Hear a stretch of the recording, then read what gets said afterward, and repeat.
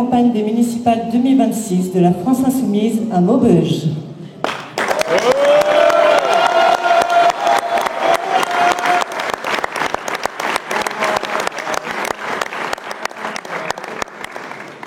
Je profite de cette introduction pour remercier les militantes et les militants de notre groupe d'action Maubeuge Insoumise qui œuvrent chaque jour pour que des événements comme celui-ci puissent avoir lieu. Et merci également aux autres groupes d'action qui sont venus nous soutenir. Sans ces bénévoles, rien ne pourrait se faire. Alors merci à tous de les applaudir.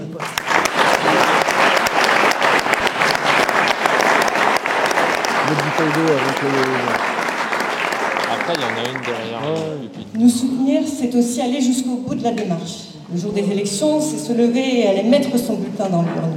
Et même au-delà, alors, il ne faut pas hésiter à nous rejoindre. Rejoignez notre groupe d'action, chacun a sa pierre à apporter à l'édifice. Une campagne municipale, c'est long et il faut pouvoir tenir la distance. Plus on sera, mieux on pourra apporter notre candidat. Merci. J'ai donc maintenant l'immense fierté de vous présenter mon co-chef de file pour la France Insoumise à Maubeuge, celui qui se présente aux élections municipales à venir dans notre ville pour être votre maire. Et il est réellement fait pour ça. Merci d'accueillir Monsieur Bougazi Abdullah.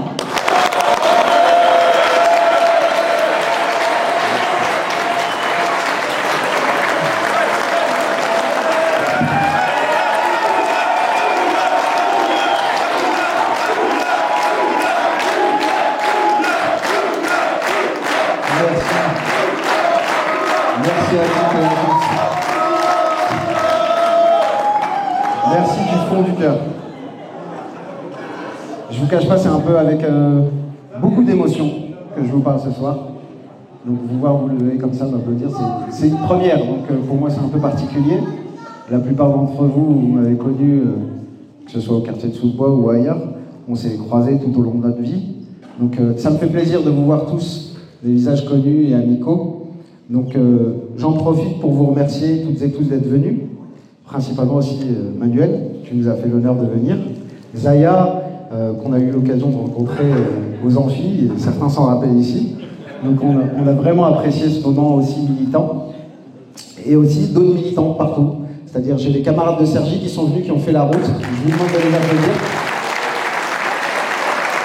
Avec l'excellent Daisy, à qui je souhaite bon courage à Cergy, parce que je suis sûr et certain qu'elle va faire tomber cette ville et que demain, Cergy sera insoumise. J'ai aussi des camarades de Denain, de Creil, que je salue avec moi.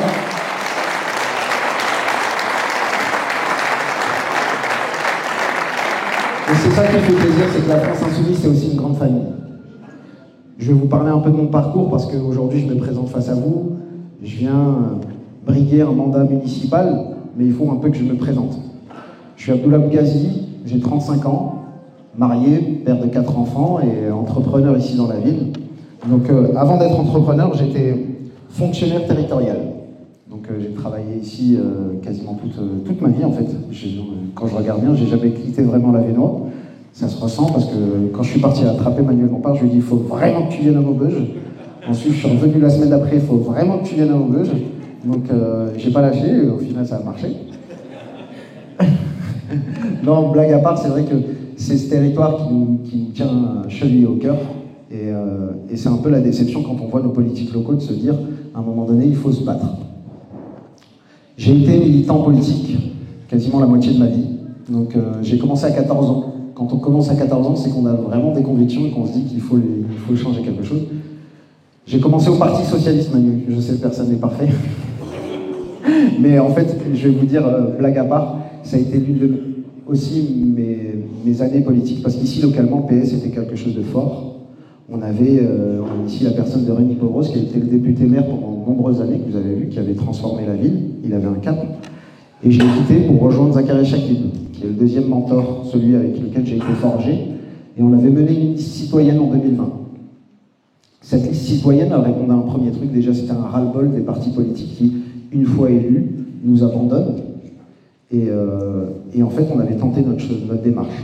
Donc là, les complications arrivent, c'est-à-dire que vous êtes tout de suite assimilé par Castaner comme un islamiste, pour le peu qu'il ait fait le parallèle entre l'UDMF et une liste citoyenne. Donc là, on a essayé d'expliquer, mais non, on n'a rien à voir avec l'UDMF, et en plus, soit dit en passant, L'UDMF, c'était 70 votants sur un bureau de vote à 170. Mais ça suffit à CNews de parler d'un bureau de vote à 40% à voter pour l'UDMF à Maubeuge. Voilà, la menace islamiste arrive à Maubeuge. Donc, blague à part, ça a été une période qui a été assez compliquée. On a fait les choses avec Zakaria Chakib, que je salue aujourd'hui, il est parmi nous. Et en fait, ça a été le début de quelque chose. Et j'ai regardé nationalement, aujourd'hui orphelin d'un parti, et en fait, le seul mouvement qui fait ce qu'il dit, pense ce qu'il dit, et applique un programme de rupture, c'est la France Insoumise. Donc, vous savez, on commence d'abord à faire les choses, mais je vous demande de les applaudir. Parce qu'ils ne réussissent jamais. Et j'y arrive, c'est qu'à un moment donné, donc en 2021, on voit ce qui se passe. On se dit, bon ben, Jean-Luc Mélenchon incarne l'espoir. Parce qu'il dit ce qu'il fait, il pense. Et c'est vraiment le mot il pense la gauche. Il pense les choses et je vous recommande de voir ses interventions parce que c'est vraiment intéressant. C'est un cap, c'est une vision pour la France. Donc, on va accélérer un peu plus, mais je vais arriver à notre élection européenne ici localement, où on a progressé, on a organisé le mouvement, et aujourd'hui on est capable d'affronter une municipale en se disant on peut la gagner. On peut la gagner, pourquoi? Parce qu'ici localement on a un maire sortant, UDI-LR. En fait c'est un peu particulier ici, c'est que vous avez quelques écolos avec lui, quelques personnalités du monde associatif et des quartiers populaires, et en fait vous avez aussi un retaillot avec lui. Enfin, je ne vais pas l'appeler. Et donc vous avez un peu un petit frichti politique qui ne se trouve que dans la Vénois. Et vous êtes ici cerné par le Rassemblement National. Ici, Maubeuge est le seul îlot, la seule ville sur laquelle le Rassemblement National n'a pas gagné lors des dernières législatives. Donc aujourd'hui, le seul phare dans toute cette cause politique, c'est la France Insoumise. Donc pour vous parler un peu de Maubeuge, M. Arnaud de Cagny, c'est un bilan de plus de 105 millions d'euros de dettes, dont 35% rien qu'à lui. Dans ces 35 millions, vous avez à peu près 15 millions juste en renégociation de dette. C'est-à-dire qu'il a payé un cabinet privé pour le conseiller sur les décisions financières. Le cabinet privé lui dit « Surtout, ne renégociez pas, monsieur de Cagny, c'est pas le moment », et il le fait quand même. Tout ça pour pouvoir dire « Je nous ai sorti des crédits toxiques » par une petite manipulation. Donc à la fin, on se retrouve avec 15,9 millions d'euros de plus, sans rien derrière. Aujourd'hui, vous avez une kermesse de la bière qui coûte 450 000 euros par an. Et dans le même temps, vous êtes parents d'élèves ici, on vous dit, s'il vous plaît, si vous pouvez ramener un pack d'eau pour les enfants, ce serait bien, parce qu'ils n'ont pas à boire. Et ça, je trouve ça inadmissible. Quand vous voyez la pression fiscale qui est opérée ici, et que derrière, dans nos propres écoles, on n'a pas les choses qu'il faut. Donc nous, ce qu'on propose, c'est tout bête, ce sont des fontaines à eau. C'est pratique, c'est écologique, et ça coûte pas cher. Mais au moins, ce que notre argent aille d'abord dans nos enfants, dans nos services publics. On est pour le retour de la régie publique de l'eau. Donc, on va vous proposer au cours de cette campagne plein de projets. Mais d'abord, ce qu'on va vous faire, c'est un changement de méthodologie. Vous allez voir, un site internet va être publié dès ce soir, avec une consultation citoyenne. On va vous mettre les 10 priorités que doit avoir un maire pour sa commune. Vous allez pouvoir voter, et ainsi de ça, on va pouvoir vous mettre les thématiques en vote. Donc on va vous faire un formulaire sur l'éducation, la santé, sur tous ces sujets. Et à la fin de chaque consultation, vous allez avoir une réunion thématique avec un invité de la France Insoumise. Donc vous allez avoir des députés qui vont passer tout au long de la campagne, mais aussi des sociologues. On aura Julien Talpin avec Clémence Guettet, on en aura plein d'autres. Donc je vous cache pas, on va faire un petit teasing parce qu'on a la chance d'avoir le soutien de la France Insoumise là-dessus. Et à la fin de toute cette période de concertation, on aura un programme qui sera co-construit par les habitants. Ce sera votre programme. Ce qui compte, c'est qu'à un moment donné, on puisse vous écouter et pas simplement se dire, voilà, on fait de la concertation après coup. Parce qu'aujourd'hui, pour Arnaud de Cagny, la concertation, je vais vous donner un petit exemple, c'est la rue de la Liberté. Rue de la Liberté, au mois d'août, il ferme cette rue pour 30 000 euros. Il décide que ce sera un sens unique tout de suite, comme ça, sur fin août, d'un petit coup de crayon, il fait ça. Simplement, ça engendre des complications pour les riverains. 2 mois plus tard, le boulanger vous annonce moins 60% de chiffre d'affaires. L'épicier, le seul du coin, C'est-à-dire que pour les personnes âgées, c'est le seul lieu de proximité pour pouvoir aller faire ses courses. Il vous dit, moi j'ai moins 40%. Juste parce qu'il a fermé 50 mètres de voirie. Elle est là la conséquence. En septembre, il vous fait une réunion de concertation. Il va voir les habitants. Et vous savez ce que lui disent les habitants? Nous, le problème, c'est pas le sens de circulation, c'est le stationnement. On arrive, nous, France Insoumise, avec une idée. Toujours la même chose. Vous savez, il y a un vieux parking de l'hôpital, l'ancien hôpital. Il faudrait juste l'ouvrir. Mais vous ne savez rien, la France Insoumise, qui me dit. C'est impossible. Je réponds, une simple convention d'occupation temporaire des sols. Vu que vous êtes président du directeur de l'hôpital, en fait, c'est vous qui vous parlez à vous-même pour vous octroyer un terrain. 2 semaines plus tard, vous savez quel coup de génie là? On va faire une convention d'occupation temporaire des sols. On va ouvrir le parking. Donc, à la fin, ils refont les travaux. On se retrouve avec 20 000 € plus tard. Donc, on se retrouve 3 mois plus tard. Un boulanger a failli mettre la clé sous la porte. Une épicerie était en difficulté, la seule du quartier. On a moins 50 000 € pour à la fin faire une solution qui était purement administrative. C'est ça la gestion de Camille. C'est d'abord de la communication, ensuite de la fausse concertation, et ensuite, bon, il consulte les gens de la France Insoumise pour avoir les bonnes idées. Donc en fait, c'est ça. C'est un changement de paradigme qu'on veut. Demain, on va venir vous voir, vous demander votre opinion, et on va prendre en compte cette opinion. Si vous voulez, ce qui compte, et je vais finir sur ce propos, c'est que cette campagne, on ne va pas pouvoir la faire sans vous. L'une des fables que j'apprécie le plus, c'est la fable du colibri. Est-ce que vous la connaissez ici dans cette salle? Personne ne connaît la fable du colibri? Bon. Je pense que la plupart des insoumis la connaissent. Ils l'ont tous entendu. C'est en fait un incendie de forêt a lieu à un moment. Les animaux fuient, sauf le colibri, qui prend une petite goutte et la jette dans l'incendie. Les autres animaux le regardent et lui disent « Mais tu fais n'importe quoi, ça ne sert à rien ». Le colibri les regarde et leur répond « Moi, au moins, j'ai fait ma part ». Ce que je vous demande aujourd'hui, c'est à chacune et chacun d'entre vous, c'est de faire votre part, votre petit effort. Convaincre un voisin, en parler, liker sur les réseaux sociaux, participer aux consultations. C'est ce que je vous demande. Aujourd'hui, avec sérieux, je vous dis, impliquez-vous dans la vie publique. Parce que sinon, elle sera toujours aux mains de ceux qui n'ont pas votre intérêt dans le cœur. Donc, je suis fier aujourd'hui parce que je vous demande un peu de compréhension à mon égard. C'est ma première intervention publique. Je vous promets qu'on s'améliorera, ça c'est sûr. Mais ce qu'il faut que vous reteniez, c'est qu'aujourd'hui, on a le plaisir d'avoir Zaya avec nous, on a Manu, on a toute la France insoumise. Et ça, c'est important de le dire. On a toute la France insoumise derrière nous, parce qu'à Maubeuge, on peut le faire. Et l'une des choses que je veux vous dire, c'est l'une des choses qui me fait le plus mal quand je viens au porte-à-porte, c'est principalement au sein des quartiers populaires qu'on me dise « Mais tu sais, Abdullah, un maire arabe à Maubeuge, c'est peut-être pas encore maintenant. » Et c'est grave de se dire qu'à un moment donné, nous, Français, on se retrouve à devoir justifier notre volonté de faire changer les choses. Donc, n'écoutez pas ces personnes négatives. Faites votre part, la part du colibri. Et je peux vous assurer que demain, Maubeuge sera insoumise. Merci.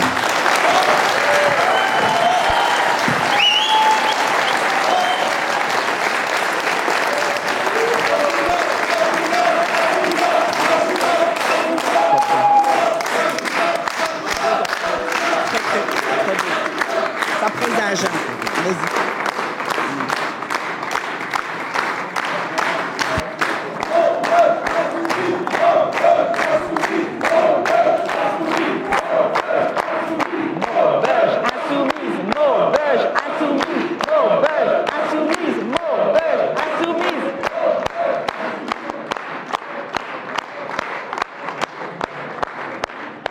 Merci Abdullah.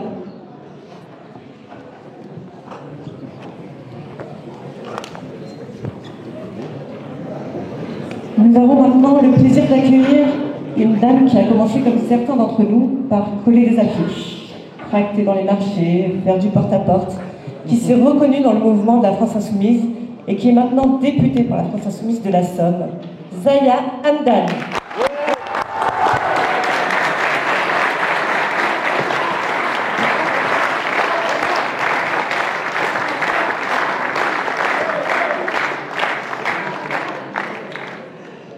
Bonsoir à toutes et à tous. C'est un véritable plaisir de me retrouver ici. Merci beaucoup Abdullah pour l'invitation.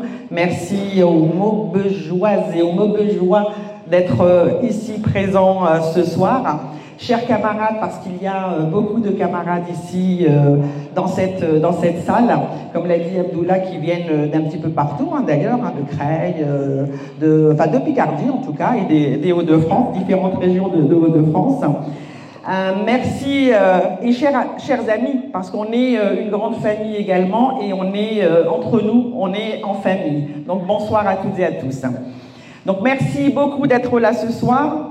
Merci d'avoir pris ce temps malgré vos vies déjà bien remplies, parce que ce n'est pas rien de se retrouver dans cette salle pour le lancement d'une campagne municipale. Ici, à Maubeuge, on connaît le travail dur, les mains usées, les luttes ouvrières. Ici, on a pris de plein fouet la désindustrialisation, l'abandon de l'État. On a vu passer les plans sociaux, les promesses jamais tenues, les familles déchirées par le chômage. Mais à chaque fois, les habitants de Maubeuge se sont relevés. À chaque fois, avec courage, avec force de celles et ceux qui savent ce que c'est de tenir debout, même quand tout s'écroule autour de soi. Moi, je viens d'Amiens, et entre nos deux villes, il y a un point commun terrible. Plus d'une personne sur 4 vit sous le seuil de pauvreté, un quart de la population. Alors, cela veut dire quoi? Des salaires qui ne suffisent pas, des logements qui tombent en ruine, un chômage qui frappe d'abord la jeunesse, des familles qui comptent chaque centime pour faire leurs courses, des anciens qui survivent plutôt qu'ils ne vivent. Et je sais ce que c'est au-delà des statistiques. Parce que moi aussi, je viens d'un quartier populaire. Et tout est possible, puisque de la Cité de la Briqueterie à l'Assemblée nationale, on peut devenir député quand on vit dans un quartier populaire.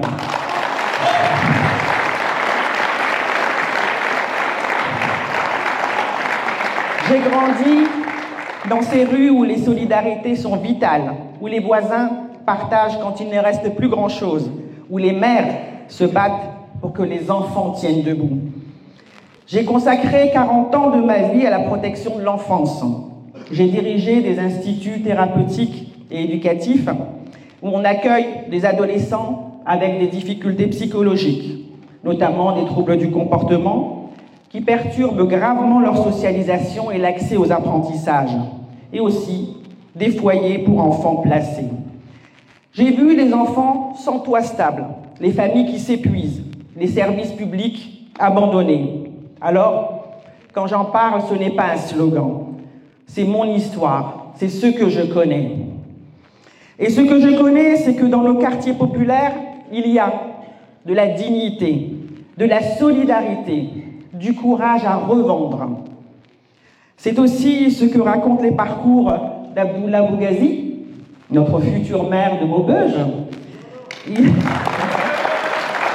peut applaudir, c'est très bonne victoire. Futur maire de Maubeuge. Maubeuge sera est insoumise. Il a grandi à Sous-le-Bois, comme il l'a dit tout à l'heure. Il a vu ses parents se battre pour leur dignité. Et bravo à sa maman qui est ici présente dans la salle.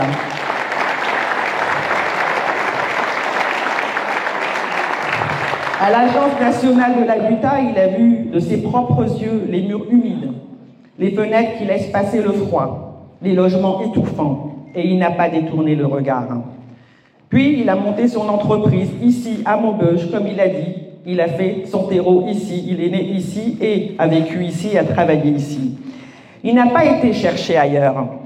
Il montre que la jeunesse peut avoir un avenir ici, à Maubeuge. Et je veux vous dire aussi quelque chose d'essentiel. La jeunesse est là, elle nous rejoint et elle refuse de rester spectatrice. Trop longtemps, cette ville, comme tant d'autres, a été confisquée par des barons politiques installés depuis des décennies, complètement déconnectés de la réalité. Leur seul horizon, ce sont les tambouilles et les arrangements. Mais ce temps-là est révolu et on va leur montrer qu'il est révolu, ce temps.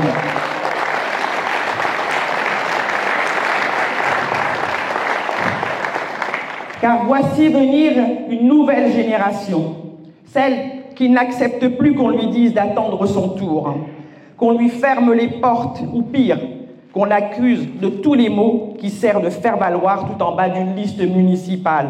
Cette jeunesse, elle porte l'exigence d'un autre avenir.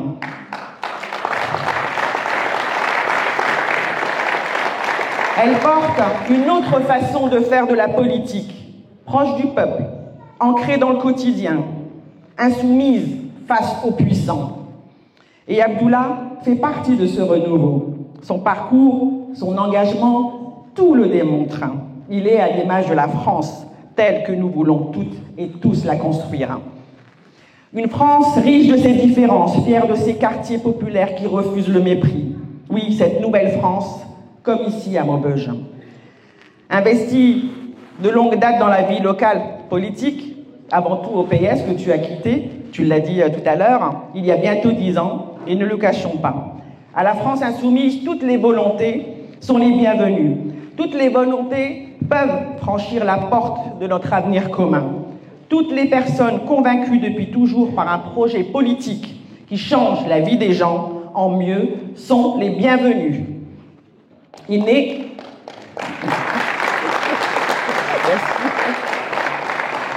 n'est jamais trop tard pour rejoindre la France insoumise.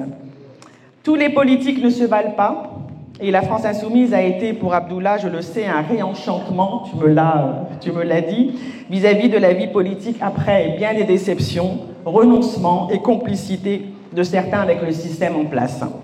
Car nous nous sommes tous retrouvés à ce stade où des doutes s'installent, élus, politiques, militants, citoyens, électeurs ou pas, même avec l'âge et l'expérience, heurtés par trop de calculs politiques, trop d'abandon, dégoûtés des tambouilles. Parfois, on n'y croit plus. Abdullah, tu le sais bien. Voilà pourquoi nous sommes réunis ce soir pour dire que cette candidature n'est pas seulement la tienne, Abdullah.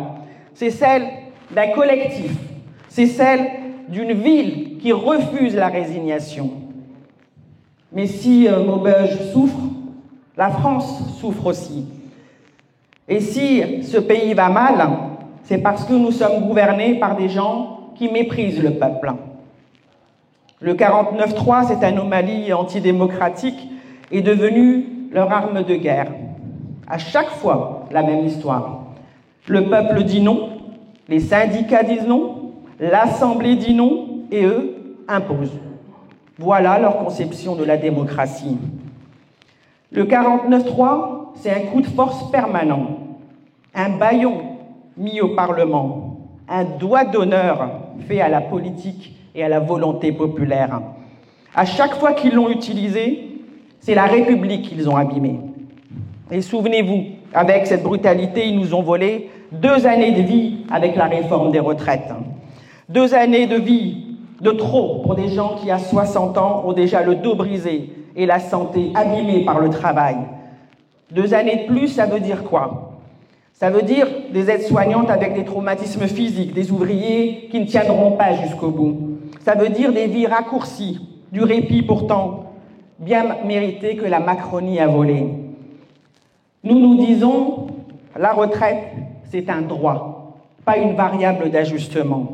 Elle doit être rendue à 60 ans. Alors, ils nous parlent d'écologie, mais c'est du marketing. La loi du plomb, vous l'avez suivi, vous l'avez signé, a montré leur vrai visage, l'agro-business au-dessus de nos vies. Il a fallu que nous, insoumis, nous battions jusqu'au Conseil constitutionnel pour que les sages, comme on dit, rappellent une évidence. Chacun a le droit de vivre dans un environnement équilibré et respectueux de la santé. Mais ce droit, à quoi il sert si nos enfants respirent l'air pollué ? Si des familles grelottent dans des passoires thermiques, si nos quartiers étouffent faute d'espaces verts, ce droit doit devenir réalité ici et maintenant. Et puis, il y a la loi Attal, présentée comme une loi d'ordre. Elle n'est qu'un texte de mépris social, une loi qui criminalise les parents lorsque les enfants dérapent, comme si la pauvreté était une faute. Retirer les aides, menacer, criminaliser, pour éviter sournoisement de faire les investissements nécessaires pour davantage de justice sociale. Et regardez qui donne les leçons. Gabriel Attal, qui lui avait vécu dans un périmètre doré de quelques centaines de mètres carrés et qui ne connaît rien à nos vies, rien de nos quartiers, rien des combats quotidiens des quartiers populaires.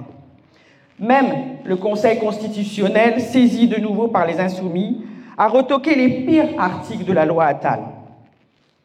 Mais rien que le fait d'avoir écrit noir sur blanc de telles dispositions montre la logique profonde de ce pouvoir. Surveiller, punir, diviser, c'est leur obsession.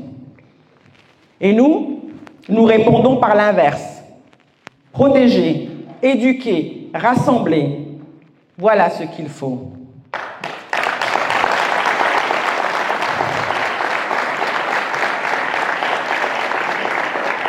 Voilà ce que nous faisons à la France insoumise. Comme vous savez, je suis amiénoise et quand je vois dans les rues de ma ville des enfants de famille à la rue qui font leurs devoirs sur le trottoir d'une gare, mon cœur saigne. Je pense à toutes ces femmes, ces mères, à tous ces hommes, ces pères, à tous ceux qui ont dû faire pour préserver toutes ces petites choses, parfois toutes simples, comme manger un bon petit plat, faire plaisir aux enfants, leur offrir un nid douillet. Alors oui, il faut répondre, pas seulement par la colère, même si la colère est légitime. Il faut répondre avec un projet pour le logement, rénover les passoires énergétiques, isoler les bâtiments, encadrer les loyers, réquisitionner les logements vides. Et ici, à Maubeuge, un logement sur 10 est vide. Et... semble, hein ? Semble. Et c'est un comble quand on sait qu'Arnaud Decany, votre maire, qui est aussi conseiller régional et aussi vice-président au conseil régional du logement et de la politique de la ville, ne fait rien. Il lance des chantiers dans toutes les directions, ce qui veut dire que ça masque l'inefficacité de l'actuelle municipalité. Et on va changer les choses grâce à ton équipe, Abdoula.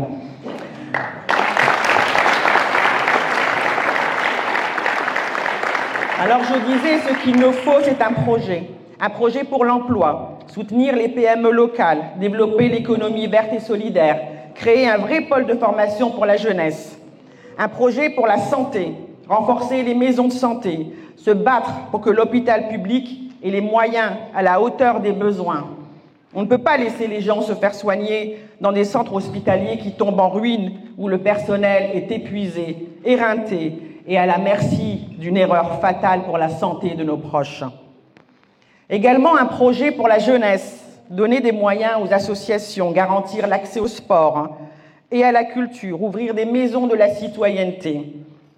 Un projet également pour la démocratie, des budgets participatifs, des conseils de quartier puissants, des habitants consultés avant chaque grand projet, et c'est ce que tu proposes justement à la population de Maubeuge.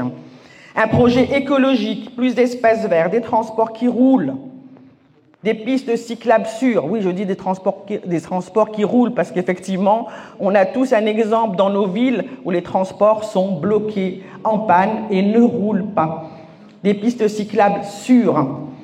Maubeuge a besoin d'une transition écologique populaire.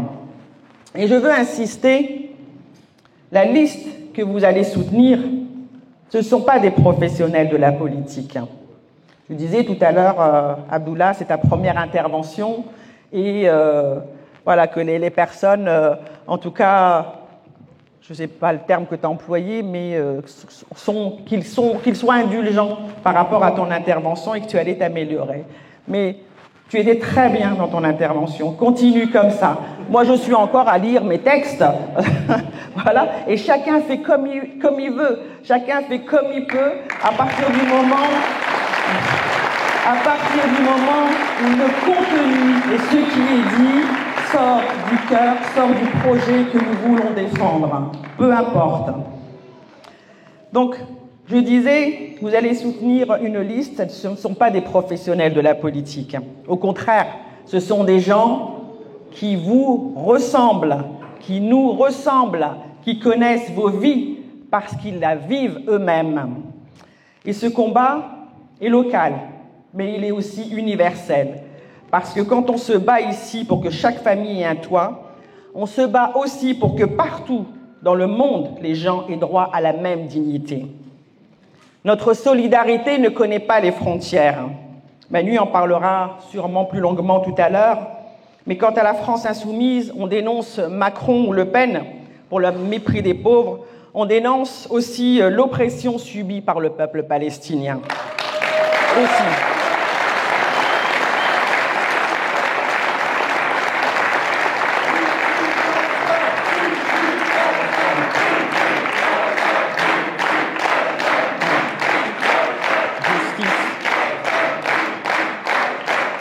Parce que la justice, si elle est réelle, elle est universelle, comprise et acceptée de tous. Alors, parlons clair, on nous répète que le Nord, que la Somme, seraient devenues des terres Rassemblement national. On nous parle d'un raz-de-marée bleu marine inévitable. Le Rassemblement national prospère sur la colère, mais il n'apporte pas de solution. Il dresse les gens les uns contre les autres. Il stigmatise celui qu'il voit comme un étranger, le voisin, l'assisté. Quand il s'agit de s'attaquer aux vrais responsables, les ultra-riches, les actionnaires, alors là, il n'y a plus personne. Nous nous disons que face à cela, il y a un autre chemin. Celui que nous portons avec la France insoumise, celui de la justice sociale, de la solidarité et de la dignité. Et ce chemin, vous l'avez déjà emprunté. En 2022, à Amiens, comme Maubeuge, Jean-Luc Mélenchon est arrivé en tête au premier tour de la présidentielle.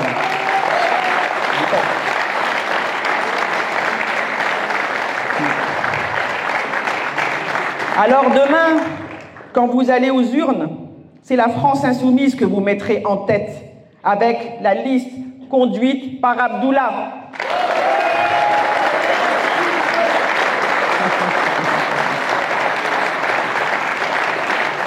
Alors, mes amis, que voulons-nous à Maubeuge?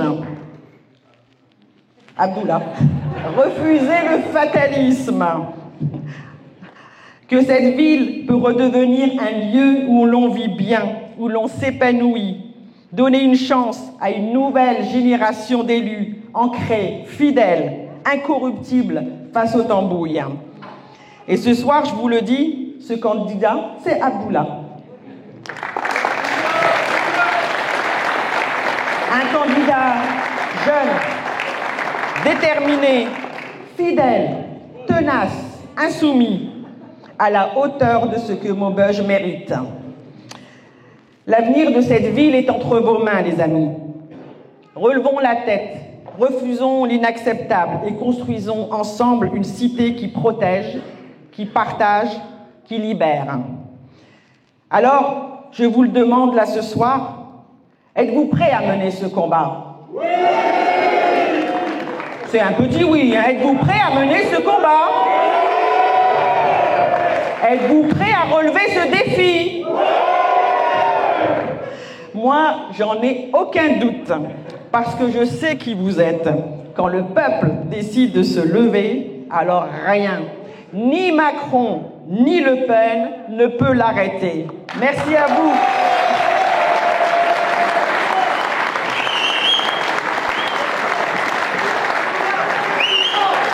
Abdullah.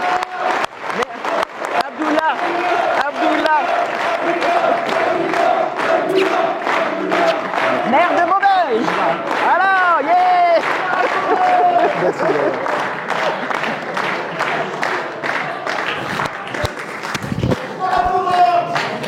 Ah oui, t'es bien équipé. On lâche rien. On lâche rien. Non, mais je ne le prends pas. Merci Zaya d'avoir fait le déplacement, ça valait le coup. Je voulais remercier également un autre député qui est quand même là parmi nous, qui a fait aussi le déplacement, député du Nord, Aurélien Lecoq.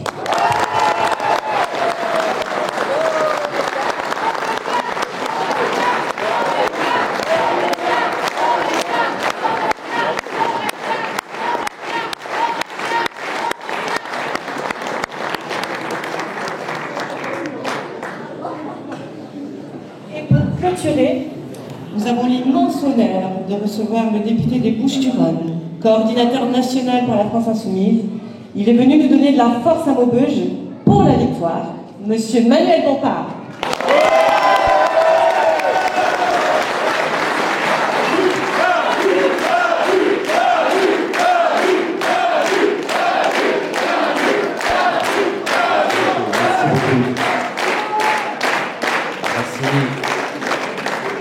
Un grand merci pour la chaleur de votre accueil. On m'avait dit qu'à Maubeuge, on était bien accueillis. On m'a pas menti. Évidemment, je veux remercier les militantes et les militants de la France Insoumise pour leur invitation, pour tout le travail de préparation qui a été réalisé pour faire en sorte que cette réunion publique puisse avoir lieu. Et puis vous remercier, vous, d'être venus aujourd'hui dans cette salle, participer à cette réunion publique dans un moment politique qui est évidemment un moment politique très important, vous le savez comme moi, un moment politique qui est marqué en particulier par un nouveau gouvernement qui a été, pour l'instant, pas encore tout à fait constitué, un nouveau Premier ministre qui a été désigné la semaine dernière, il y a quelques jours, et qui s'apprête à essayer de trouver une manière de continuer à nous imposer une politique que personne ne veut. Et dans ce moment politique, je crois que c'est important qu'on puisse avoir des temps comme ça de discussion, de réflexion collective pour bien comprendre ce qui se passe et essayer d'agir ensemble. Mais avant de parler de ce sujet, je voudrais qu'on ait ensemble une pensée et un message de soutien et de fraternité aux militantes, aux militants, aux syndicalistes, aux personnalités, aux parlementaires qui ont embarqué depuis quelques jours sur les flottilles de la liberté pour Gaza.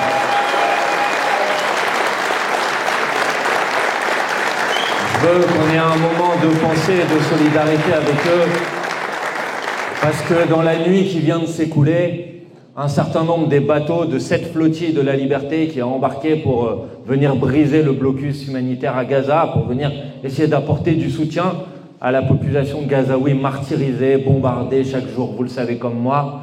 Dans la nuit qui vient de s'écouler, un certain nombre de ces bateaux ont été attaqués par des drones au large de la Grèce. Ils ont subi, pour l'instant, heureusement, aucune blessure, mais un certain nombre de bateaux ont été endommagés, il y a eu des dégradations, et pour l'instant, cette action illégale, un acte de piraterie, un acte de bombardement dans les eaux internationales par des drones, n'a subi de la part des autorités françaises, de la part des autorités de notre pays, aucune condamnation, rien, pas un mot du président de la République Emmanuel Macron, pas un mot du ministre des Affaires étrangères Jean-Noël Barrot, alors que l'Organisation des Nations Unies a dit qu'elle demandait une enquête, alors que même la porte-parole de la Commission européenne a dit qu'il n'était pas possible de s'attaquer comme ça à une mission humanitaire, alors même que l'Italie a dit qu'elle allait envoyer un bateau au large pour venir apporter du soutien à cette flottille de la liberté, et alors même qu'il y a sur ce bateau des parlementaires français, des élus de la France Insoumise, au Parlement européen ou à l'Assemblée nationale, mes collègues que je veux saluer, Emma Fourreau, Marie Messmer, François Picmal, Rima Hassan, qui sont sur ces bateaux, qui ont le courage avec d'autres d'essayer de faire quelque chose pour qu'il soit mis fin au génocide en cours à Gaza. Alors donc qu'il y a des parlementaires français, des représentants du peuple français sur ce bateau et qui sont attaqués de manière illégale par une armée, alors les autorités françaises ne sont même pas capables d'avoir un mot de condamnation, un mot de protection, de dire qu'elles se situent à leur côté, de dire qu'elles n'accepteront pas, que les autorités françaises n'accepteront pas qu'ils soient touchés aux équipages de ces navires. Et je veux rendre hommage aux dockers de Gênes, la ville de Gênes en Italie. Parce que je ne sais pas si vous avez vu, mais il se trouve qu'il y a un représentant des dockers de Gênes sur ces bateaux. Et les dockers de Gênes ont dit la chose suivante: si vous touchez à un cheveu d'une personne qui se trouve sur ces bateaux, alors nous bloquerons tous les ports européens jusqu'à ce que les membres de l'équipage reviennent sains et saufs. Gloire à eux. Gloire aux dockers de Gênes qui font vivre la solidarité internationale. Et bien sûr, si je rends hommage aux personnes de cette flottille, aux membres de l'équipage de cette flottille, c'est parce que, comme vous, je suis sûr, dans cette salle, je suis bouleversé, je suis écœuré, je suis révolté par le silence de la communauté internationale, par son inaction, par son incapacité à prendre les actions nécessaires pour mettre un terme aujourd'hui au génocide à Gaza. Et le ministre des Affaires étrangères français, il disait il y a quelques semaines que, en gros, ça ne servait à rien d'embarquer sur les bateaux, que c'était une mission inutile. Et je lui dis une chose simple, c'est que si la France jouait son rôle, si la France prenait les mesures nécessaires pour mettre un terme au génocide à Gaza, personne n'aurait besoin d'embarquer sur des bateaux pour aller briser le blocus humanitaire de Gaza.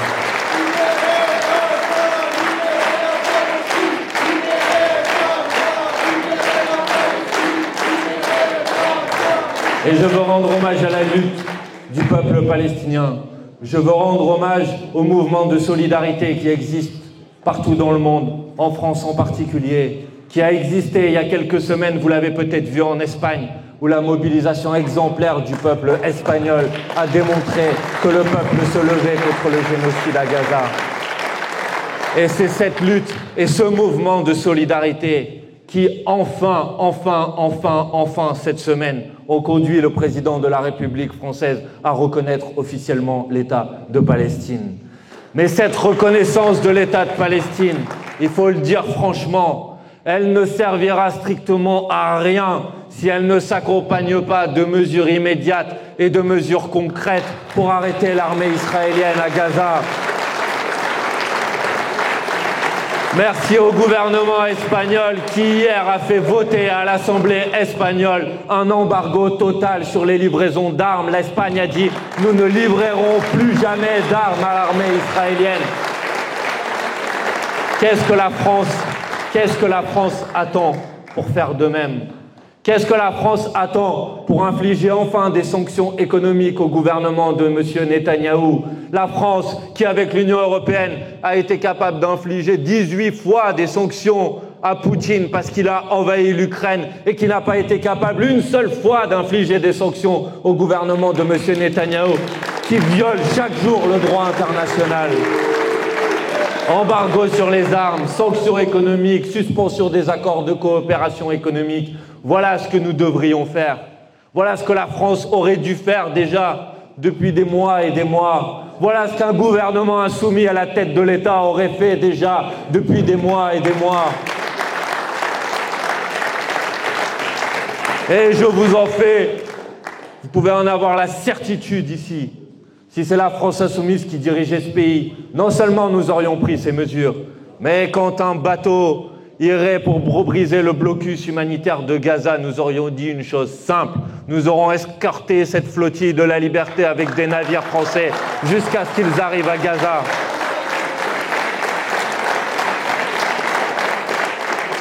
Voilà, en particulier, pourquoi ce gouvernement, l'ancien, celui de M. Bayrou, le prochain, celui qui va être mis en place, ne peut pas gouverner ce pays. En particulier parce que, évidemment, ce gouvernement ne se fait pas remarquer uniquement par son inaction sur la scène internationale, par son incapacité à agir, par son manque de courage, par la manière avec laquelle il a décrédibilisé de la voix de la France sur la scène internationale. Oh, quels que soient nos désaccords politiques, on était fiers en France quand la France avait dit non à la guerre en Irak. On était fiers en France quand la France portait sur la scène internationale la parole de la paix, une voix forte, une voix qui se faisait entendre. Et on en a assez, on en a marre et on a honte de voir que la parole de la France a été décrédibilisée comme ça, qu'elle ne joue plus aucun rôle, que la France est incapable de se faire respecter quand, par exemple, y compris sur les domaines qui normalement appartiennent à la France, vous avez des gendarmes français qui sont arrêtés par les autorités israéliennes et que vous voyez le ministre des Affaires étrangères tout essoufflé parce qu'il vient de monter une côte, incapable de dire stop, vous ne pouvez pas faire ça, et incapable de se faire respecter. Mais évidemment, il y a beaucoup de raisons de faire tomber ce gouvernement, et cette question internationale n'en est qu'une parmi tant d'autres. Puisque après la chute de M. Bayrou, vous avez vu comment le nouveau Premier ministre cherche à nous embrouiller dans des discussions et des palabres sans fin, avec l'idée finalement de nous imposer la même politique La politique que pourtant nous avons rejetée l'année dernière au moment des élections législatives, parce qu'il y a eu une mobilisation populaire très puissante, une mobilisation des quartiers populaires, une mobilisation de la jeunesse, une mobilisation de celles et ceux qui dans ce pays se sont dit on va se mobiliser, on va aller voter parce qu'on veut un autre programme politique pour ce pays, parce qu'on veut un autre avenir, parce qu'on veut tourner la page de ces politiques macronistes. Dans les urnes, la politique macroniste a été battue. À l'Assemblée nationale, la politique macroniste a été battue, puisque nous, les Insoumis, à l'initiative de nous, les Insoumis, les motions de censure contre Michel Barnier l'année dernière ont été adoptées et le gouvernement a été renversé. Et à notre initiative aussi, parce que nous avions annoncé que nous allions déposer une motion de censure contre le Premier ministre François Bayrou, il a été obligé de demander ce qu'on appelle un vote de confiance à l'Assemblée nationale et il a été largement battu. Et là, vous voyez comment ils ont l'intention, en enlevant les 2 petits jours fériés qui étaient un petit peu l'épouvantail de leurs annonces, mais en laissant tout le reste à l'intérieur. Et je veux que vous compreniez bien que le reste, il n'est pas accessoire, que le reste, il aura des conséquences très concrètes dans votre vie du quotidien. Quand on parle d'une année blanche, puisque c'est le terme qu'ils emploient maintenant, quand on dit que pour l'année prochaine, dans le budget de l'État, il y aurait une année blanche, qu'est-ce que ça veut dire ? Ça veut dire qu'on ne revalorisera pas les pensions de retraite sur la base de l'inflation et que donc les retraités dans notre pays, et notamment les retraités les plus pauvres, vont perdre encore du pouvoir d'achat alors qu'ils sont déjà dans des très grandes difficultés économiques. Ça veut dire qu'on ne revalorisera pas les allocations chômage et que donc les personnes qui sont en recherche d'emploi aujourd'hui dans notre pays et qui, contrairement à ce qu'on entend parfois à la télévision, ont déjà beaucoup de difficultés à finir les fins de mois, se retrouveront dans une situation encore plus difficile. L'année blanche, ça veut dire qu'un certain nombre de personnes qui ne payent pas aujourd'hui l'impôt sur le revenu parce que leurs revenus sont trop bas vont rentrer dans l'impôt sur le revenu et vont devoir contribuer davantage alors que déjà, ils ne s'en sortent pas financièrement aujourd'hui. L'année blanche, ça veut dire que l'allocation adulte handicapé, pour les personnes qui bénéficient de l'allocation adulte handicapé et qui galèrent déjà beaucoup à finir les fins de mois, elle ne sera pas revalorisée sur la base de l'inflation et qui donc ils auront moins de pouvoir d'achat encore l'année prochaine. C'est ça qui est dans le programme de M. Bayrou, mais qui reste aujourd'hui dans le plan budgétaire de ce nouveau Premier ministre. C'est le doublement des franchises médicales. Le doublement des franchises médicales, vous savez, quand vous allez acheter une boîte de médicaments et qu'il y a une petite partie qui reste à vos frais, qui n'est pas remboursée par la sécurité sociale, et bien cette fois, cette partie, elle sera 2 fois plus importante. C'est le fait de réduire les remboursements et les prises en charge de médicaments pour les personnes qui sont atteintes de maladies de longue durée, des gens qui ont des cancers, qui ont besoin de médicaments pour pouvoir survivre, pour pouvoir faire passer la douleur, à qui on va dire, ben non, désolé, vous allez être moins pris en charge, vous allez être moins aidé, vous êtes moins accompagné. Et pourquoi ? Pourquoi ? Parce que depuis qu'Emmanuel Macron est arrivé au pouvoir en 2017, il a multiplié les cadeaux aux ultra-riches de ce pays, aux très grandes entreprises, aux très grandes multinationales. Il a vidé les caisses de l'État. Il a vidé la caisse de l'État avec ses cadeaux. Et maintenant, il vient vous voir, vous, et il vous dit, bah, j'ai fait des cadeaux, j'ai vidé les caisses. Allez, maintenant, c'est à vous de passer à la caisse. Mais c'est pas à nous de passer à la caisse, c'est pas au peuple de passer à la caisse. Le peuple, il galère déjà. Voilà. Vous allez plus vite que moi, mais ça me va. C'est pas à nous de passer à la caisse. Nous, on a déjà, quand je dis nous, je parle du peuple. On a déjà beaucoup souffert, beaucoup contribué. Depuis qu'Emmanuel Macron est arrivé au pouvoir, les salaires réels dans ce pays, c'est-à-dire quand vous comparez l'augmentation des salaires par rapport à l'augmentation des prix depuis 2017, les salaires réels dans ce pays, ils ont baissé de 3%. Et dans le même temps, la fortune des 500 plus riches de France, depuis qu'Emmanuel Macron est arrivé au pouvoir, elle a été multipliée par 2. Et aujourd'hui, vous avez un pouvoir macroniste, alors qu'il a été battu dans les élections, alors qu'il a été battu à l'Assemblée nationale, qui vous dit, on va continuer quand même à vous demander à vous de faire les efforts, parce qu'il ne faut surtout pas que ça soit ceux qui ont très largement profité de notre politique qui les fassent. C'est une situation qui est évidemment une situation inacceptable. Alors vous avez vu peut-être que même les patrons aujourd'hui, le MEDEF, les grands patrons, parce que ces gens-là, ils prétendent porter la parole des patrons, mais ils ne portent pas la parole des patrons, ils portent la parole des milliardaires, ils portent la parole des grands patrons qui ont très largement profité de la situation et des cadeaux d'Emmanuel Macron sur le dos du peuple, mais aussi sur le dos des petites entreprises, des artisans qui galèrent parce que cette politique économique, elle s'est faite en faveur d'une toute petite minorité de la population. Alors ils disent qu'ils vont faire une manifestation parce qu'ils ne veulent pas contribuer davantage. Mais de quoi parle-t-on, contribuer davantage? Quand on parle de cette fameuse taxe Zuckman, donc vous avez peut-être entendu parler à la télévision, on parle tout simplement de demander à 1800 personnes dans ce pays, c'est-à-dire les gens qui ont un patrimoine supérieur à 100 millions d'euros. À mon avis, il n'y a personne dans cette salle qui est concerné. On leur demande à eux de contribuer davantage. Et pourquoi on leur demande à eux de contribuer davantage? Parce qu'il se trouve qu'en France aujourd'hui, les 0,0002% de la population, c'est-à-dire cette petite minorité, et payent moins d'impôts proportionnellement que les plus riches, même que les plus riches. Les ultra-riches, ils payent moins d'impôts proportionnellement que les ultra-riches. Pourquoi? Parce qu'ils ont des techniques pour contourner l'impôt. Mais si vous, une fois, vous ne payez pas l'impôt, on va venir vous chercher à la porte pour vous dire que vous devez le payer, mais on les laisse tranquilles. Plutôt que de toucher l'argent, ils créent des holdings, des sociétés, ils mettent l'argent dedans et au moins comme ça, ils n'ont pas besoin de payer les impôts. Et on dit, on va faire en sorte que vous payez au moins 2% du montant de votre patrimoine en impôts. Est-ce que vous savez qu'en moyenne, les Français, ils payent à peu près 7% de leur patrimoine en impôts? Et on demande aux plus riches d'en payer au moins 2% et ils sont en train de pleurer et ils préparent des manifestations pour ne pas le faire. Mais un peu d'égalité, un peu de justice fiscale, un peu de justice sociale, ça ne peut pas toujours être au même de faire des efforts. Nous, les efforts, on les a fait beaucoup. Le peuple, les efforts, il a fait beaucoup. Maintenant, c'est aux autres de passer à la caisse, tout simplement. Alors, je ne sais pas si vous avez suivi, mais aujourd'hui, il y avait une rencontre entre tous les syndicats réunis et le Premier ministre. C'était ce matin. Et la semaine dernière, on a été très nombreux, on a été plus d'1 million à manifester partout en France. Et les syndicats, ils sont allés voir aujourd'hui le Premier ministre.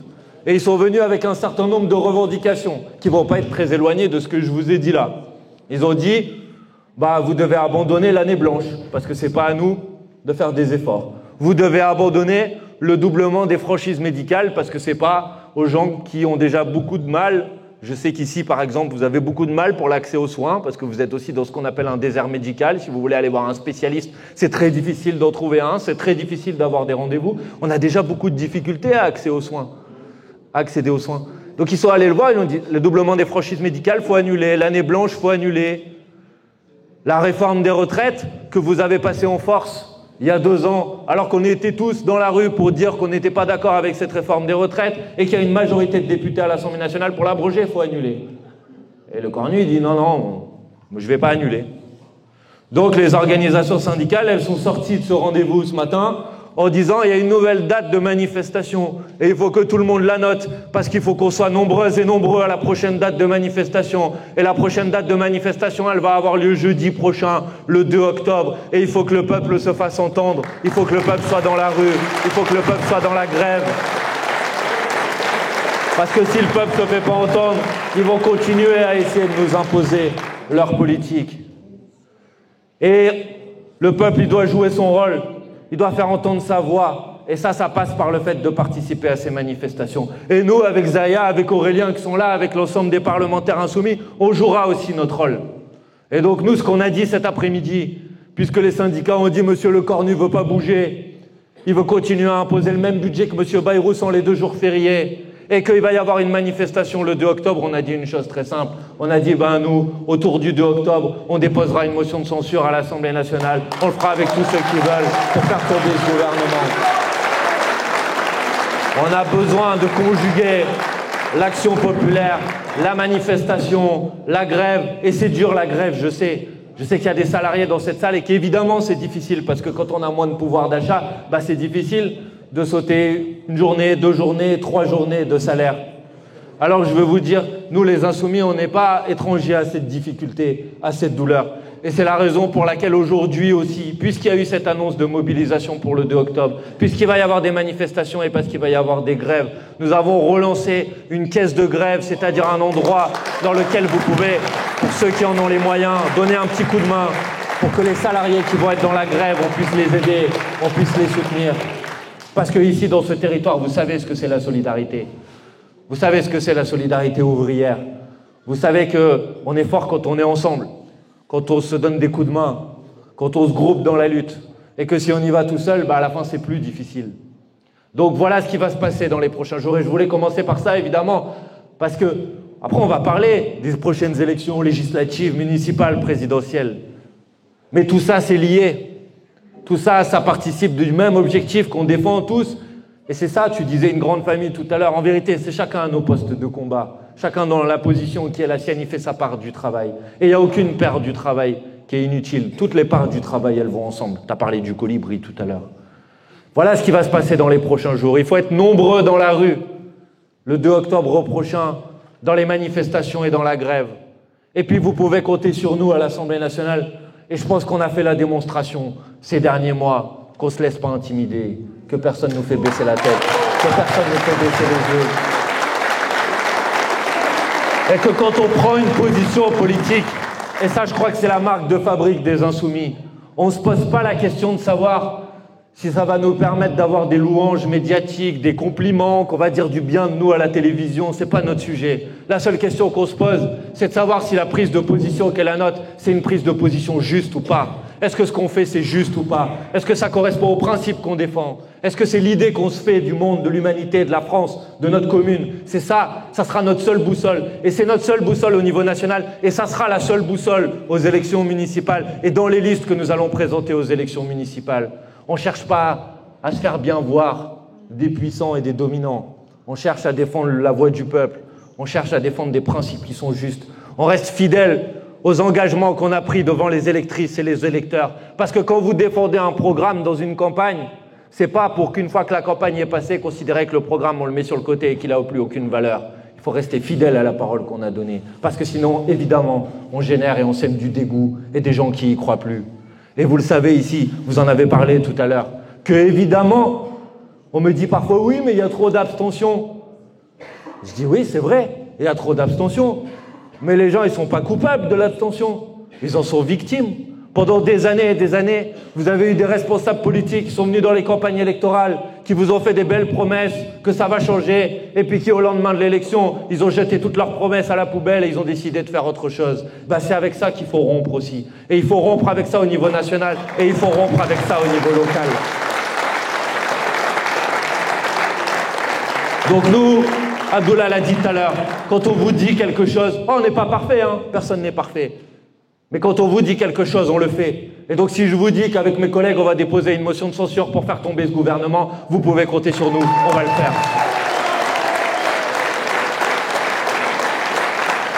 Oui, l'objectif, c'est faire tomber ce gouvernement pour permettre enfin qu'on ait d'autres choix politiques. D'autres choix politiques. Faire tomber ce gouvernement, je me permets de le signaler aussi, parce que généralement, c'est bien accueilli. Ça permet aussi de faire tomber M. Retailleau, le ministre de l'Intérieur, hein. Parce qu'on veut tourner la page de cette politique. Parce qu'on veut tout simplement une politique de partage des richesses. Une politique où on essaye de faire en sorte que celles et ceux qui ont le plus de difficultés puissent s'en sortir, puissent vivre mieux, des réponses en matière de pouvoir d'achat, que nos salaires ils augmentent, que nos services publics ils soient mieux dotés. Parce que quand on n'a pas de moyens, quand on ne peut pas aller à la clinique privée, on est content d'avoir un hôpital public de qualité. Parce qu'on est content d'avoir, quand on ne peut pas inscrire ses enfants à l'école privée, on est content d'avoir une école publique de qualité. Et on a envie d'avoir une école publique de qualité. Et on a envie que nos enfants ils puissent apprendre dans des bonnes conditions pour se construire un avenir. Parce que je ne connais pas une seule personne, contrairement à ce que j'entends à la télé, qui a envie d'abandonner ses enfants. Parce que les gens, ils souffrent, ils essayent de faire en sorte que leurs enfants ils s'en sortent mieux que ce qu'eux-mêmes ils ont réussi à faire dans leur vie. Tout le monde vit comme ça et pour ça, on a besoin d'avoir une école publique de qualité. Donc pour ça, il faut partager. Et donc il faut un budget qui soit un budget complètement différent, où on ne demande pas au peuple de faire des efforts pour couper encore dans nos services publics. On fait précisément l'inverse. On demande à ceux qui ont les moyens de contribuer davantage et on investit dans nos services publics. On agit pour le pouvoir d'achat des Françaises et des Français. On fait des investissements publics. Parce que la dette, on me dit la dette. Mais ça dépend pour quoi faire. Si c'est investir pour l'avenir, si c'est investir pour qu'on ait des écoles de qualité, pour qu'on ait des logements de qualité, pour qu'on ait des logements qui soient mieux isolés, pour que ça ne soit pas des endroits où on a trop froid l'hiver, où on a trop chaud l'été. si c'est investir pour construire des hôpitaux, si c'est investir pour faire de la France la première nation écologique du monde, qu'on soit à la pointe de ce grand défi du 21e siècle, qui est celui de l'urgence climatique, alors c'est bien d'investir. Et si ça nécessite pour ça d'emprunter de l'argent, mais si ça permet ensuite de faire rentrer de l'argent qui nous permettra de le rembourser, ce qu'on a emprunté, eh ben c'est une bonne chose pour l'avenir. Mais s'il s'agit de vider les caisses de l'État pour faire des cadeaux à une petite minorité de la population qui va placer ça après dans des paradis fiscaux pour pouvoir le garder toute sa vie comme un magot et ensuite le transmettre à d'autres sans jamais le partager, alors c'est des investissements qui sont des investissements perdus, tout simplement. Donc il faut complètement changer de logique économique. Tourner la page de ce gouvernement, faire le partage des richesses, la planification écologique, avoir une autre politique en matière internationale, j'en ai parlé. Tourner la page de ces obsessions que vous entendez à la télévision, ces obsessions racistes, ces obsessions islamophobes. Vous savez, moi je suis arrivé tout à l'heure à Maubeuge et on m'a gentiment invité à boire un thé.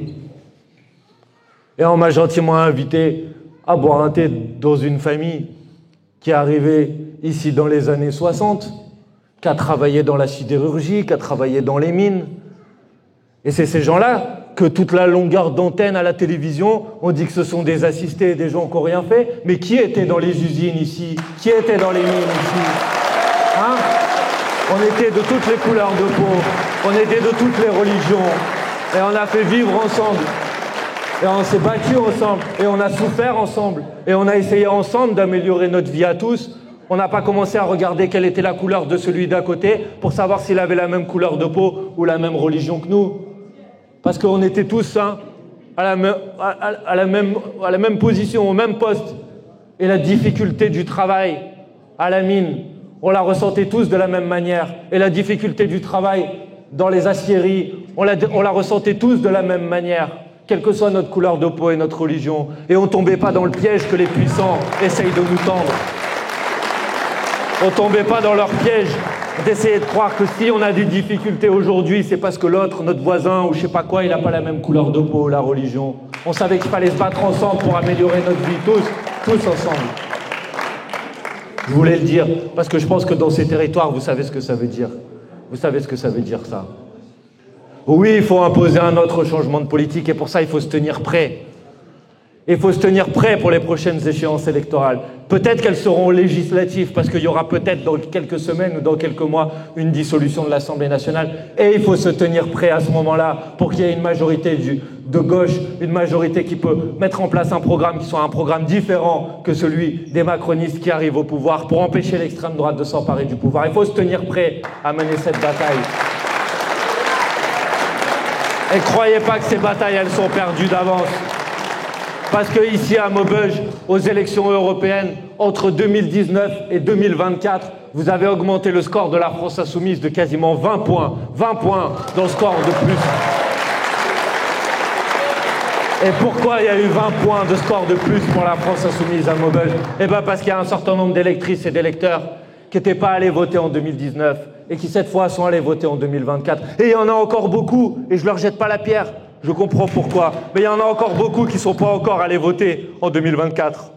Ni aux élections européennes, ni aux élections législatives. Et il y en a encore beaucoup qui, si on arrive à les convaincre, si on arrive à les mobiliser, si on arrive à les faire se déplacer, si on est intègre, parce que les gens, ils ne vont pas nous faire confiance gratuitement, et ils ont raison de ne pas nous faire confiance gratuitement. Si on est intègre, si on démontre dans notre pratique politique qu'on n'est pas là pour faire des promesses et après pas les tenir, alors il y a des gens qui vont se mobiliser. Et s'il y a davantage de gens qui se mobilisent aux élections législatives, aux élections municipales ou aux élections présidentielles, alors on peut gagner, alors on peut tout changer, alors pour renverser la Macronie, alors on peut prendre la ville de Maubeuge et en faire un laboratoire aussi d'une politique, soit une politique insoumise différente.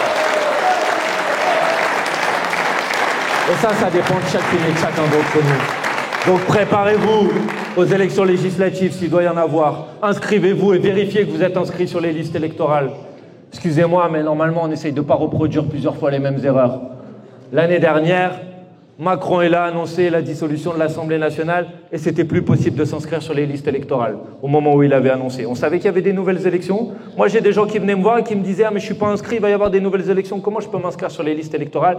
Et on leur disait « Désolé, mais c'est trop tard. » Parce qu'en fait, les délais, ils sont terminés pour pouvoir s'inscrire sur les listes électorales. Donc, attendez pas que Macron se réveille un matin en se disant qu'il va dissoudre l'Assemblée nationale. Vérifiez dès maintenant que vous êtes bien inscrits sur les listes. Vérifiez dans la famille si tout le monde est bien inscrit sur les listes. Vérifiez que ceux qui ont déménagé, ils n'ont pas été radiés de la liste. Vérifiez que ceux qui habitent là depuis toujours, ils n'ont pas été radiés de la liste parce qu'ils ne sont pas allés voter 2 fois. Ça prend 1 minute. Vous allez sur Internet, vous tapez votre nom, vous vérifiez que vous êtes bien inscrit sur les listes électorales. Et si vous n'êtes pas bien inscrit sur les listes électorales, vous faites la démarche. Ça prend pas beaucoup plus que 2 minutes non plus de faire la démarche pour être bien inscrit sur les listes électorales. Et au moins, vous êtes sûr que s'il y a une élection dans 1 mois, eh ben, vous pouvez voter, vous pouvez vous déplacer. Au moins, une chose que vous pouvez faire en rentrant à la maison ce soir, après cette réunion publique, c'est en parler autour de vous, vérifier que tout le monde est bien inscrit. Parce qu'il faut se tenir prêt à une élection qui peut avoir lieu rapidement et qui va être une élection très importante. Et puis, en tout état de cause, évidemment, il y aura des élections municipales. Je pense que beaucoup de choses vous ont été dites sur la démarche, sur le programme, sur Abdoulaye et son équipe. Je pense que beaucoup de choses vous ont été dites. Moi, je veux juste vous dire 2-3 choses. Je sais à quel point on peut avoir été dégoûté des gestions précédentes, des gestions opaques, des gestions clientélistes, des gens qui ont essayé de garder un peu les villes comme si c'était leur petite forteresse qui leur appartenait à eux. Moi, j'ai juste une chose à vous dire. Si les élus qui sont au pouvoir et ne vous plaisent pas, dégagez-les, remplacez-les. Tout simplement. Remplacez-les, remplacez-les. Prenez votre place. Prenez votre place. Vous n'êtes pas moins légitime qu'eux à gouverner cette ville. Vous la connaissez. Vous vivez ici. Vous en connaissez les difficultés. Vous en connaissez les difficultés mieux que personne d'autre.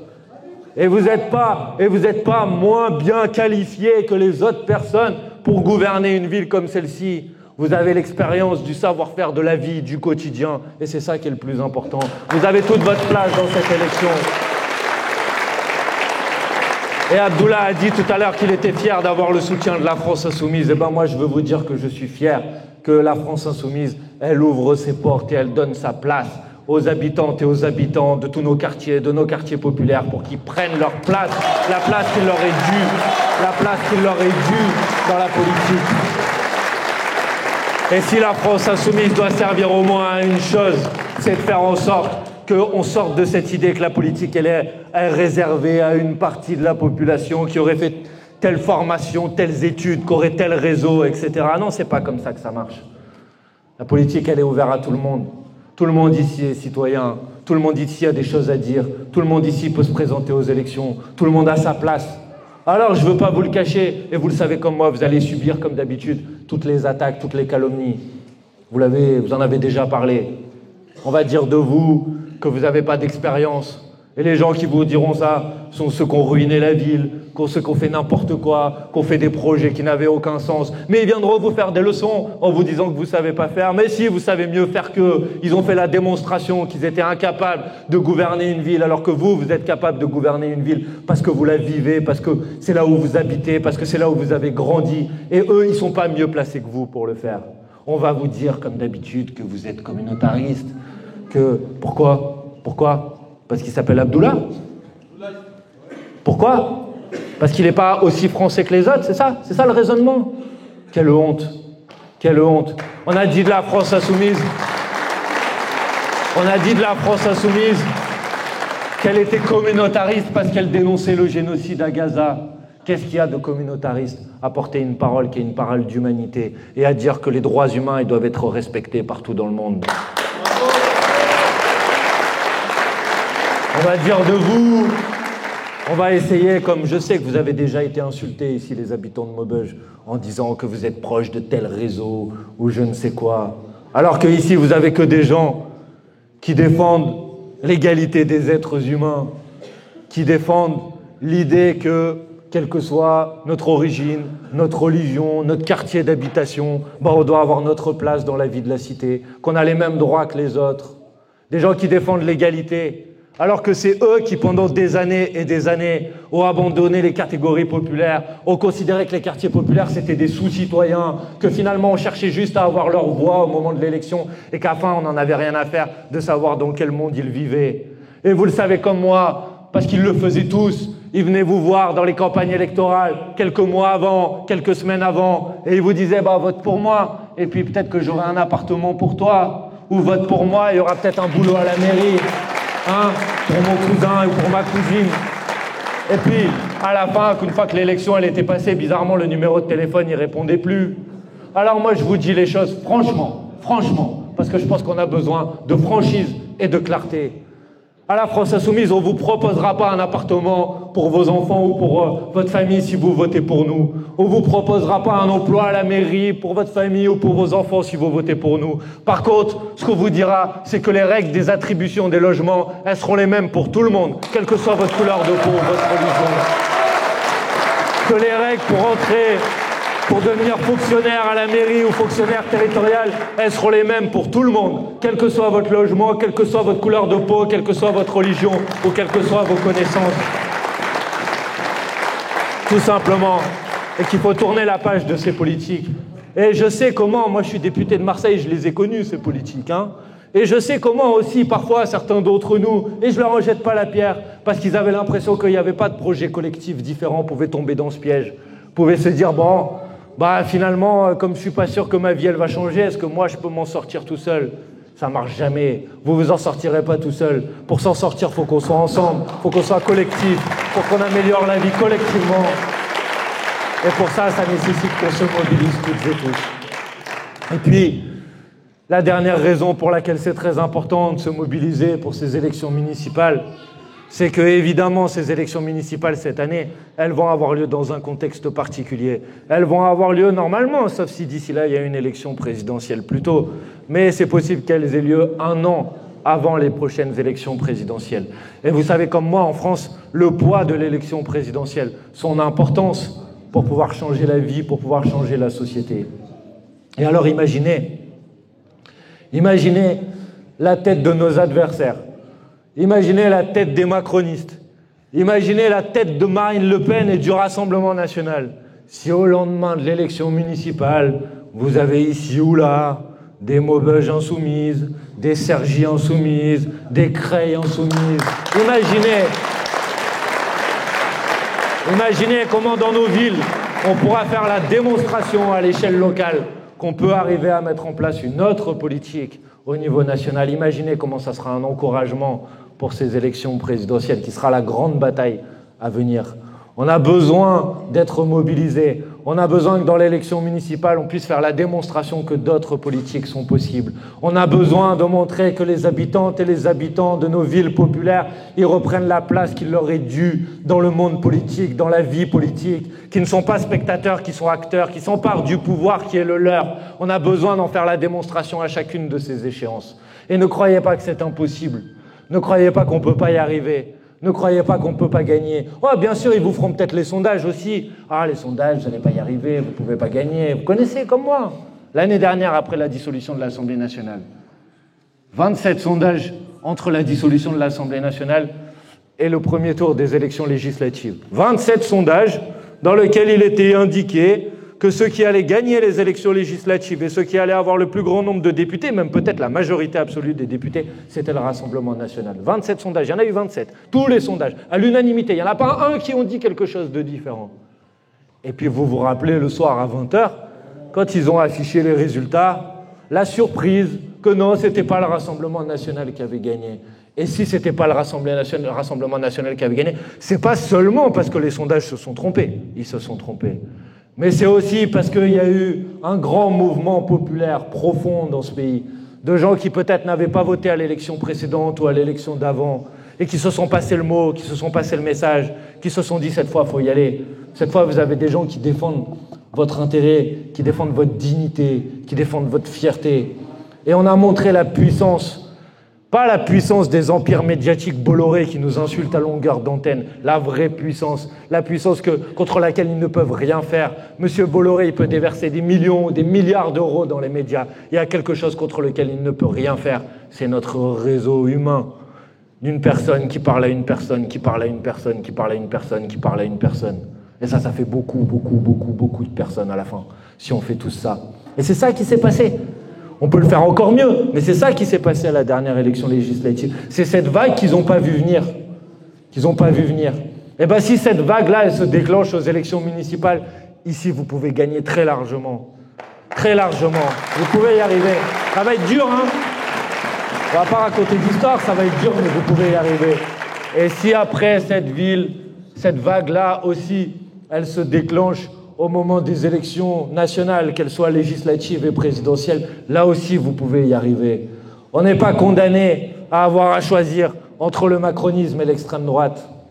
Et puisque je sais que ici, peut-être pas dans cette ville, quoique, mais dans les villes aux alentours, certains pensent que c'est du côté du Rassemblement national que peut se trouver ou que doit se trouver l'alternative au système. Je veux leur rappeler et leur donner quelques exemples. Quand en ce moment se pose la question de savoir si on va mettre à contribution les milliardaires dont je vous ai parlé tout à l'heure, les 1800 personnes qui gagnent, qui ont un patrimoine de plus de 100 millions d'euros, quand ce débat il commence à grandir dans notre pays, quand vous avez des sondages qui disent que 90% des Français défendent cette mesure, qui arrive à la rescousse du gouvernement, qui arrive à la rescousse des grands patrons, qui arrive à la rescousse des multimilliardaires. Madame Le Pen, Monsieur Bardella, ah non, non, non, la taxe Zuckman, on n'est pas d'accord. Ah non, il ne faut pas faire ça. J'ai fait il y a quelques semaines un débat au MEDEF qui essayait de faire des bisous au MEDEF en leur disant « quand même, vous inquiétez pas, nous on va bien s'occuper de vous, etc. » C'était Monsieur Bardella. Et ceux qui disent que le Rassemblement national, c'est plus le même qu'avant, ceux qui disent que le Rassemblement national, il a changé, qui l'année dernière proposait dans la campagne des élections législatives d'interdire un certain nombre d'emplois à des personnes qui ont une double nationalité, le Rassemblement national. Qui proposait cette mesure? Qui laissait entendre que parce qu'on aurait une double nationalité, on serait moins loyal à la nation française. Mais pourquoi? On peut pas être. Pourquoi on pourrait pas être à la fois passionnément français et à la fois passionnément d'une autre nationalité? Parce qu'il se trouve que dans notre histoire personnelle, eh ben on a connu deux pays et qu'on les aime tous les deux. Pourquoi on pourrait pas aimer deux pays? On peut aimer deux pays. Et quoi, quelqu'un qui aurait une double nationalité, il y a certains emplois auxquels il n'aurait pas le droit. Il y aurait une inégalité dans l'emploi. Ça, c'est des propositions du Rassemblement national. Pas des propositions d'il y a 20 ans ou d'il y a 30 ans. Hein. Des propositions du Rassemblement national l'année dernière. Qui propose aujourd'hui de supprimer la prime d'activité pour les travailleurs étrangers? Ça veut dire quoi? Ça veut dire, et je sais qu'il y a des travailleuses et des travailleurs ici qui vont savoir ce que ça veut dire. Ça veut dire que sur votre même poste de travail, deux personnes qui font exactement le même boulot, qui ont la même difficulté au travail, eh ben, il y en a un qui aura un salaire qui sera par exemple le SMIC.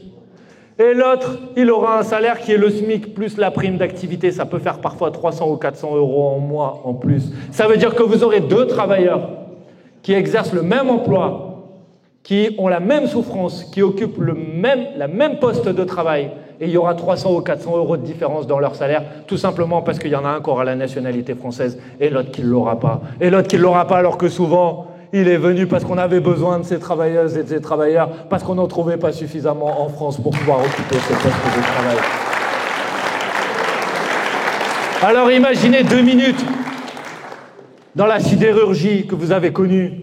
Imaginez 2 minutes dans les mines que certains d'entre vous ont peut-être connues. Imaginez si le travailleur qui était à côté de vous, il avait gagné un tiers de votre salaire en plus ou en moins, tout simplement parce qu'il n'avait pas la même nationalité que vous. Vous seriez battu à ses côtés pour dire « bah non, on occupe le même boulot, on a le même poste de travail, on a les mêmes difficultés, on doit avoir le même salaire ». Et ça, c'est pas une proposition du Rassemblement national d'il y a 20 ans ou d'il y a 30 ans. C'est une proposition du Rassemblement national aujourd'hui. Aujourd'hui. Et quand le Rassemblement national vous dit on va faire des économies, et ces économies, on va les faire sur l'aide médicale d'État. Vous l'avez peut-être entendu à la télévision, c'est-à-dire cette idée que quand une personne arrive en France et qu'elle tombe malade, et qu'elle a une maladie qui peut parfois se propager à d'autres, eh ben, il faut tout simplement la soigner. Et eux, ils disent non, non, il ne faut pas la soigner, il faut supprimer l'aide médicale d'État. Eh bien, sachez que l'Espagne a essayé cette expérience, que l'Espagne a supprimé l'aide médicale d'État à un moment, et qu'ils se sont rendus compte d'une chose très simple, que tout le monde doit pouvoir comprendre. C'est que si vous ne soignez pas une maladie tout de suite, quand une personne en est atteinte, eh bien à la fin, c'est des gens qui viennent à l'hôpital et que vous êtes obligé de soigner quand la maladie s'est aggravée. Et vous savez quoi? L'Espagne, ils ont remis l'aide médicale d'État après, parce qu'ils se sont rendus compte que ça coûtait plus cher à l'État de ne pas soigner les gens tout de suite et d'être obligé de les soigner à la fin. Que ça mettait en danger toute la population. Parce que vous savez, un virus, il ne sait pas vraiment si vous avez des papiers ou si vous n'en avez pas. Hein? Et que si une personne qui n'a pas de papiers, elle est malade et elle a atteint d'une maladie, et qui croise quelqu'un qui, lui, a la nationalité française ou a des papiers, eh ben, il peut lui passer le virus et il peut lui passer la maladie.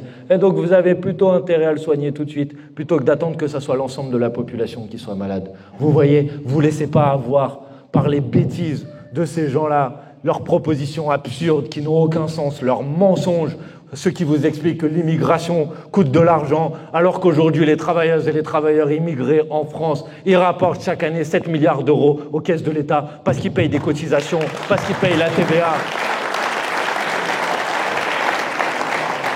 Je le dis parce que parfois, comme vous, je sais, je suis triste de voir dans nos territoires qui ont été marqués par la solidarité ouvrière, des gens en quelque sorte se faire intoxiquer par ces bêtises, se faire intoxiquer par ces idées de division, de fracturation, avec cette idée qu'ils ont oubliée, on a l'impression qu'ils ont oublié quelle a été leur histoire avant, dans quel monde leurs parents ont vécu, comment tout le monde se serrait les coudes. Je ne dis pas qu'il n'y avait pas de problème, je ne dis pas qu'il n'y avait pas de difficultés, mais au moins on essayait de se battre ensemble. Voilà, il faut continuer à se battre ensemble. Il faut tourner la page de ces gens-là qui essayent de nous fracturer, de nous diviser, de ces gens qui voient bien qu'ils sont en train de perdre leur pouvoir et donc, comme ils ne veulent pas partager les richesses, comme ils ne veulent pas partager le pouvoir, ils essayent de dire aux gens « Non, non, mais c'est pas nous qui en avons trop, c'est l'autre à côté, regardez, il n'a pas la même couleur de peau, c'est lui qui en profite. » Non, c'est pas vrai. C'est ceux d'en haut qui en profitent. Eux, ils ont largement profité. Plus de 200 milliards d'euros chaque année donnés par l'État aux grandes entreprises. Et les dividendes dans ce pays, depuis qu'Emmanuel Macron est arrivé au pouvoir, elles ont augmenté de 80%. Hein? Tout le monde a compris. On donne de l'argent public chaque année à des grands groupes, essentiellement les grands groupes et les grandes entreprises qui en profitent. Et cet argent, plutôt que de créer de l'emploi, ah non, ça n'a pas créé de l'emploi. Les grands groupes, ils ont supprimé 200 000 emplois dans les 10 dernières années. Ah non, ça n'a pas augmenté les salaires. Les salaires, ils ont baissé de 3%. Dans les 10 dernières années. Ah non, ça n'a pas fait des investissements pour l'écologie. On est en retard sur nos objectifs de réduction des émissions de gaz à effet de serre. Ah non, ça n'a pas aidé les petites entreprises. On a un record historique de faillite des entreprises aujourd'hui dans notre pays. Ah non, ça a profité à une petite minorité. Elle a pris l'argent public, elle a supprimé les emplois, elle a délocalisé les usines et elle a placé ça dans des dividendes et elle s'est versé des dividendes à ses actionnaires qui ont atteint un record historique de versement des dividendes l'année dernière. Voilà la réalité de ce qu'ils sont en train de faire. Et comme ils ne veulent pas abandonner le pouvoir, ils essayent de vous fracturer, de vous diviser, de vous dire « divisez-vous entre vous, au moins pendant que vous vous battez entre vous, nous on est tranquilles ». Voilà pourquoi il faut combattre ce discours de haine, ce discours de racisme, ce discours de séparation du peuple, parce que si vous ne le combattez pas, si vous le combattez pas, si vous ne l'empêchez pas de prendre de la place, de prendre de l'importance, alors on affaiblit le peuple dans sa capacité à se défendre et à se battre ensemble pour obtenir de nouvelles conquêtes sociales, pour permettre à notre pays de repartir de l'avant. Voilà ce qu'on doit faire ensemble, tout simplement. Et on peut y arriver ensemble. On va y arriver ensemble. Et vous allez en faire la démonstration le plus rapidement possible.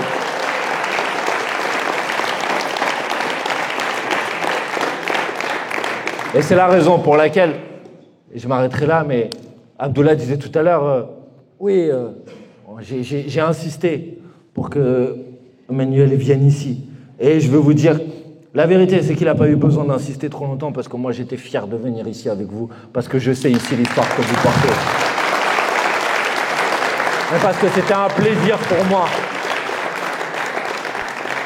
Parce que je sais que dans ces villes-là, si on les gagne, on peut envoyer un signal, qui est un signal fort, un signal de reprise en main par le peuple de son pouvoir. J'espère que vous allez faire ça ensemble. J'espère que s'il y a des personnes ici dans cette salle qui n'étaient pas encore en contact avec la France Insoumise, essayez de venir nous donner un coup de main. Peut-être que je comprends, la vie personnelle, elle est difficile, que vous n'avez peut-être pas toujours le temps, mais inscrivez-vous au moins sur les listes. Peut-être des fois, vous allez donner un petit coup de main. Chacun met ce qu'il peut. Tout le monde ne peut pas donner la même chose. Tout le monde ne peut pas contribuer de la même manière, mais tout le monde peut contribuer et participer un petit peu. Comme je vous l'ai dit tout à l'heure, avec les médias, avec les sondages, on a besoin de ce réseau social humain qui soit le plus nombreux possible, le plus fort possible, le plus puissant possible. Et si vous faites ça, si vous travaillez bien, si tout le monde donne bien, vérifie bien auprès de la famille que tout le monde est bien inscrit sur les listes, qu'ensuite tout le monde, le jour de l'élection, mobilise bien tout le monde. Si on fait une bonne campagne sérieuse, si on a un bon programme, si on a des bonnes pratiques citoyennes, alors à la fin on peut gagner. Et moi je reviendrai à Maubeuge avec plaisir. Mais je reviendrai à Maubeuge avec plaisir quand Maubeuge sera une ville insoumise. Voilà, moi je prends l'engagement. Et ça dépend de vous. Voilà, je vous remercie beaucoup d'être venus là ce soir. Vive Maubeuge, vive la France insoumise, vive Maubeuge insoumise.